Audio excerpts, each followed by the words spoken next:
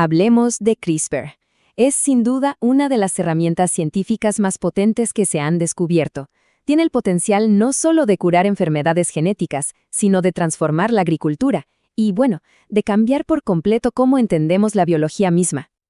Y miren, esto no es para nada una exageración. Poquísimos descubrimientos han tenido un impacto tan masivo y, sobre todo, tan rápido. CRISPR de verdad que ha marcado un antes y un después en la historia de la biología. Es un punto de inflexión total. Pero, ¿saben qué es lo más irónico de todo esto? Que esta revolución gigantesca no empezó con un plan maestro. Para nada. Nació casi por accidente, como una curiosidad científica. Una nota al pie de página en un reporte que, en su momento, casi nadie entendió. Para entender bien el poder que tiene CRISPR hoy, tenemos que hacer un viaje al pasado. A una época en la que no era una herramienta, sino un completo misterio. Era como un eco genético, unas secuencias que se repetían y se repetían en el código de unas bacterias, y nadie tenía la menor idea de por qué. A ver, esto no fue un eureka de un día para otro. Fue un camino súper largo y lento. Todo arranca en 1987, cuando un equipo en Japón ve estas secuencias de ADN tan raras que se repetían. Las anotaron, pero admitieron no saber para qué servían. Pasan 6 años y en 1993 un científico español, Francisco Mojica, se topa con algo parecido y tiene la intuición, el presentimiento de que ahí había algo gordo. No fue sino hasta 2002 que el sistema ya recibió su nombre oficial, CRISPR-Cas. Pero su función seguía siendo un misterio absoluto. Durante años fue un rompecabezas genético sin resolver. Y entonces, de repente, ¡pum!, todo cambia. Pasamos de ese misterio, de ese eco genético, a la gran revelación. Por fin se iba a entender qué era. El caso estaba a punto de resolverse gracias a un trabajo de detective genético que fue, la verdad, brillante. La pieza clave la encontró Francisco Mojica. Se fijó en algo que a otros se les había pasado, los pedacitos de ADN que estaban entre las secuencias repetidas. Y tuvo una idea genial. ¿Y si los comparamos con bases de datos de virus? Y bingo, esos fragmentos eran idénticos al ADN de virus que atacan a las bacterias. La revelación fue increíble. CRISPR era, ni más ni menos que el sistema inmune de las bacterias.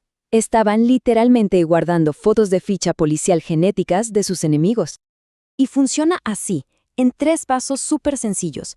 Primero, un virus infecta a la bacteria. Segundo, si la bacteria sobrevive, agarra un pedacito del ADN del virus y lo archiva en su propio genoma, como en un álbum.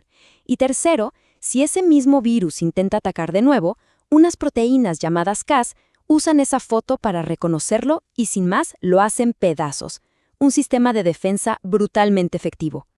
Y la prueba final, la que lo confirmó todo, bueno, no se van a creer de dónde vino. Resulta que una empresa de yogures tenía problemas con virus que les estaban arruinando los fermentos. Pues manipularon el sistema CRISPR de sus bacterias y demostraron, ya sin ninguna duda, que así se defendían. Y de paso, identificaron a la proteína estrella de todo este sistema, la famosa Cas9. Y aquí, justo aquí, es donde la historia da un giro de 180 grados. Porque la comunidad científica pasó de simplemente observar este sistema a pensar, un momento, si esto es un arma bacteriana, ¿podríamos usarla nosotros? Esta es la pregunta que lo cambió absolutamente todo. Una pregunta simple pero potentísima. A ver, si una bacteria puede usar esto para encontrar y cortar el ADN de un virus con una precisión milimétrica, ¿podríamos nosotros programarlo para que encuentre y corte cualquier secuencia de ADN que se nos antoje? La respuesta a esa pregunta, bueno, abrió un mundo de posibilidades. El siguiente gran salto lo dieron Emmanuelle Charpentier y Jennifer Doudna. Ellas se dieron cuenta de que el sistema natural, aunque funcionaba, era un poco aparatoso, algo complejo. Su genialidad fue simplificarlo. Lograron fusionar varias piezas de ARN en una sola molécula, creando un ARN guía. Y así, de repente, un mecanismo biológico complicado se transformó en una herramienta elegantísima de solo 2 piezas, la proteína que corta y una guía que se puede programar. Y esta es la analogía perfecta, la imagen con la que hay que quedarse. Imaginen que la proteína Cas9 son unas tijeras moleculares y el ARN guía es como meterle una dirección a un GPS. Le dice a las tijeras, corta aquí y solo aquí, en ese punto exacto de todo el genoma. Es simple, es programable y es increíblemente preciso. Pero claro, la ciencia nunca para. Cortar ADN está muy bien, pero a veces no quieres romper algo. Lo que quieres es corregirlo, reescribir una parte del código genético. Hacía falta dar el siguiente paso. A ver, ¿qué pasa cuando simplemente cortas el ADN? Pues para la célula, eso es una emergencia. Es como si sonara una alarma de incendio biológica. La célula corre a reparar ese corte, pero su sistema de reparación de emergencia es un poco chapucero. Muchas veces, al pegar los dos extremos, comete errores. Para desactivar un gen, eso puede servir, pero para corregir una mutación con precisión, definitivamente no es la mejor opción. Y de ahí nace la siguiente gran idea, la edición de bases. Olvídense de las tijeras, esto es más bien como un lápiz molecular. Se usa una proteína Cas9, rota, o sea, una que ya no corta, y se usa solo para llevar una enzima al lugar exacto.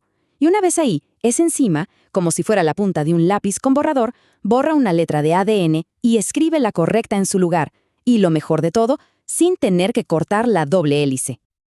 Pero la cosa no terminó ahí. La evolución continuó con algo llamado edición prime. Si la edición de bases era un lápiz, esto ya es como un procesador de textos. Es literalmente como hacer buscar y reemplazar en un documento. Puede encontrar un fragmento entero de ADN y cambiarlo por una versión nueva y corregida. Ya no hablamos de cambiar una letra, sino palabras o hasta frases enteras del código genético. Así que al final lo que tenemos hoy es una caja de herramientas genéticas súper completa. Las tijeras del CRISPR-Cas9 original para cortar y desactivar genes, el lápiz de la edición de bases para corregir letras sueltas con precisión, y el procesador de textos de la edición Prime para reescrituras mucho más grandes y complejas. Hay una herramienta para cada trabajo específico. Ok, la tecnología, como vemos, es una maravilla, pero tener la herramienta no lo es todo. Para que esto de verdad llegue de forma masiva a los pacientes, todavía queda por resolver un desafío enorme, el que podríamos llamar el último gran obstáculo. Y ese desafío es la entrega. O sea, tienes la herramienta perfecta, pero ¿cómo la haces llegar justo a las células del hígado o a las neuronas del cerebro de una persona, y no a todas las demás? Ahí está la gran batalla ahora mismo. Se están probando virus modificados, nanopartículas de grasa, de todo. Pero sigue siendo el gran cuello de botella para que CRISPR se pueda usar de forma generalizada en medicina. Y lo más alucinante de todo esto es la velocidad. 35 años. En la historia de la ciencia, eso es un parpadeo. Pasar de ser una nota curiosa en un artículo científico a tener tratamientos médicos aprobados que ya están curando a gente. Estamos viviendo esta revolución en tiempo real. Claro, con un poder tan inmenso, surgen preguntas igual de grandes. La capacidad de editar el código de la vida ya la tenemos. Es una realidad. Así que la pregunta ya no es si podemos hacerlo. La verdadera pregunta ahora, la que nos define como sociedad, es ¿cómo vamos a elegir usar esta capacidad?